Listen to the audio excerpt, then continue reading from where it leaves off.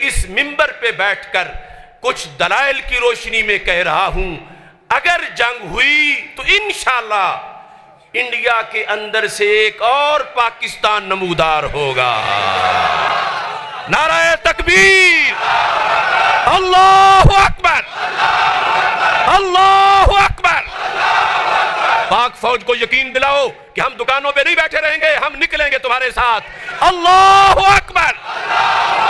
اور تحریک لبیک یا رسول اللہ صلی اللہ علیہ وسلم، تحریک صراط مستقیم کی طرف سے ہم پہلے بھی اس بھرپور حمایت کا اعلان کر چکے ہیں، اور چشم فلک دیکھے گا کہ اگر جہاد کی آذان گونجتی ہے تو انشاءاللہ افواج پاکستان ہمیں پیچھے نہیں، اپنے ساتھ قدم پا قدم پائیں گی۔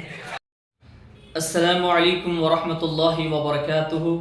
ناظرین و سامعین اکرام، ابھی آپ نے کلپ سماعت فرمائی، یہ مردود آتنکوادی دہشت گرد اشرف آصف جلالی ہے جو ملک پاکستان کا رہنے والا ہے۔ یہ آئے دن بھڑکاؤ بھاشن دیتا ہے، بھڑکاؤ بیانات کرتا ہے۔ اس کا مقصد یہ ہے کہ آتم کو بڑھاوا دیا جائے، دہشت گردی کو پھیلایا جائے، اور ہندوستان میں رہنے والے ہندو مسلم میں بھائی چارگی ختم ہو، یا آپس میں لڑ پڑیں، ان میں انتشار ہو جائے، دشمنی پیدا ہو جائے، خون خرابہ ہو جائے۔ اس کا یہی مقصد ہے، اور یہ تحریک بھی چلاتا ہے، وہ بھی دہشت گردانہ تحریک ہے، اور اس کا مقصد یہی ہے کہ اس تحریک کو بڑھایا جائے اور دہشت گردی کو عام کیا جائے۔ یہ خود ایک دہشت گرد ہے اور آتنکوادی ہے اشرف آصف جلالی۔ اس کے خود ملک میں اس کی کوئی عزت نہیں ہے، اپنے ہی ملک میں ہوتے ہوئے یہ جیل میں جا کر آ چکا ہے، کئی مہینوں تک یہ جیل میں سڑتا رہا ہے، اس کی کوئی حیثیت اور اوقات نہیں ہے، لیکن یہ آئے دن بھڑکاؤ بیانات دیتا ہے، جس کی وجہ سے انتشار پھیلتا ہے، لڑائی جھگڑے ہوتے ہیں۔ تو ہم اس کا جواب دینے کے لیے آپ حضرات کی خدمت میں حاضر ہوئے ہیں۔ اس سے پہلے بھی اس نے اس طرح کے جملے کہے تھے، جس کا ہم نے بھرپور تعاقب کیا اور اس کا جواب دیا ہے۔ ہم ہندوستانی الحمدللہ ہم اپنے وطن سے محبت کرتے ہیں اور اپنے وطن کا دفاع کرتے ہیں، اور ہم اس کو اپنے ایمان کا حصہ سمجھتے ہیں، اور ہم اپنے وطن کا دفاع کرتے رہیں گے، اپنے وطن سے محبت کرتے رہیں گے۔ اپنے وطن کے دفاع میں اگر ہماری جان بھی چلی جائے گی تو ہم خوشی سے اپنی جان دے دیں گے۔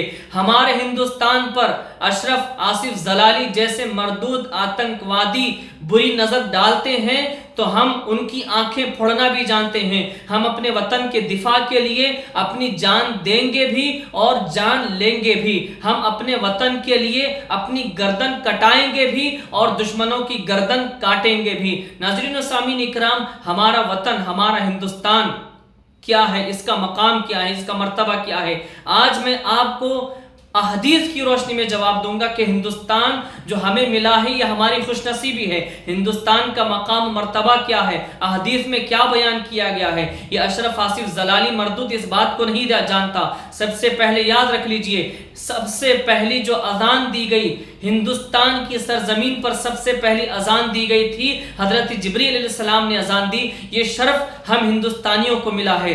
آگے حدیث پاک میں سماعت فرمائے، المستدرک علی الصحیحین کی حدیث مبارکہ ہے، عن ابن عباس رضی اللہ عنہما قال، حضرت عبداللہ بن عباس رضی اللہ عنہما سے روایت فرماتے ہیں، قال علی بن ابی طالب علیہ السلام، حضرت سیدنا مولا علی مشکل کشا شیر خدا علیہ السلام فرماتے ہیں، اطیب رح فی الارض الہند، کہ سب سے زیادہ خوشگوار ہوا ہندوستان کی سرزمین میں ہے۔ ہندوستان سے سب سے زیادہ خوشگوار خوشبو مولا علی شیر خدا علیہ السلام کو آتی تھی۔ اللہ اکبر۔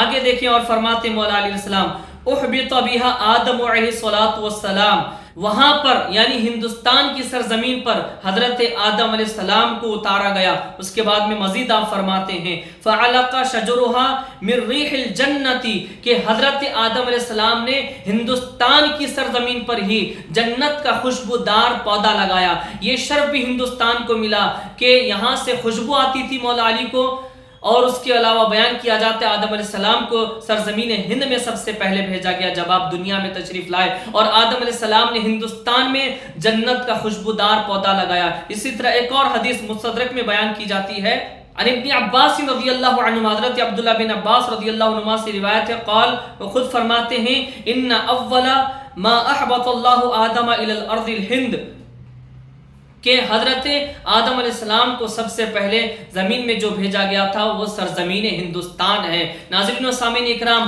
سب سے پہلی اذان سرزمین ہندوستان میں ہوئی۔ ہندوستان وہ زمین جہاں سے خوشگوار خوشبو مولا علی علیہ السلام فرماتے ہیں کہ آتی ہے، اور سرزمین ہند وہ مقام ہے جہاں پر جنت کا خوشبودار پودا آدم علیہ السلام نے لگایا ہے۔ تو یہ ہمارے نصیب میں ہے، ہمارے مقدر میں ہے، یہ ہمارا وطن عزیز ہندوستان ہے جس کے تعلق سے یہ کچھ بیان کیا گیا اور لکھا گیا ہے۔ اب میں یہ کہنا چاہوں گا، یہ ہمارا مقدر و نصیب ہے کہ ہم کو ملا اور ہم ہندوستان میں رہتے ہیں۔ یہ تمہارے یہ نصیب میں نہیں تھا، اللہ تعالیٰ کو منظور نہیں تھا کہ تم کو یہ مقام ملے، تم جیسے دہشت گردوں اور آتنکوادیوں کو، اسی لیے تمہیں یہاں سے الگ کر دیا گیا ہے۔ تم بٹ گئے، تم الگ ہو گئے، پاکستان میں چلے گئے، تم پاکستانی بن گئے۔ یہ تمہارے نصیب میں نہیں ہے، یہ تمہارے شرف میں نہیں ہے، اس لیے تم کو الگ کر دیا گیا کہ یہ تمہارے مقدر میں نہ آئے، کیونکہ ہندوستان دہشت گردی کو پسند نہیں کرتا، ہندوستان آتنک کو پسند نہیں کرتا، نہ دہشت گرد کو پسند کرتا ہے، نہ آتنکوادی کو پسند کرتا ہے۔ تو یہ ہمارا ملک ہے، ہندوستان ہے، یہاں پر امن والے لوگ ہیں، یہاں پر بھائی چارے والے لوگ ہیں، اور انشاءاللہ تعالی ہم یہاں پر بھائی چارے کو عام کرتے رہیں گے، امن آشتی سلامتی پریم اور محبت کو پھیلاتے رہیں گے۔ ہم یہاں ہندوستان میں ہندو بھائی، سکھ بھائی، عیسائی بھائی، دلت بھائی، مسلمان بھائی سب مل کر رہتے ہیں اور آپس میں سب پریم کرتے ہیں۔ ہم آپس میں کسی کے دشمن نہیں ہیں، ہم سب دہشت گردی کے دشمن ہیں، آتنک کے دشمن ہیں۔ یہ ہمارے دیش کو یہ کیا پاکستان بنائے گا؟ ہمارا دیش ہندوستان، ہندوستان ہی تھا، ہندوستان ہی ہے اور ہندوستان ہی رہے گا انشاءاللہ تعالی۔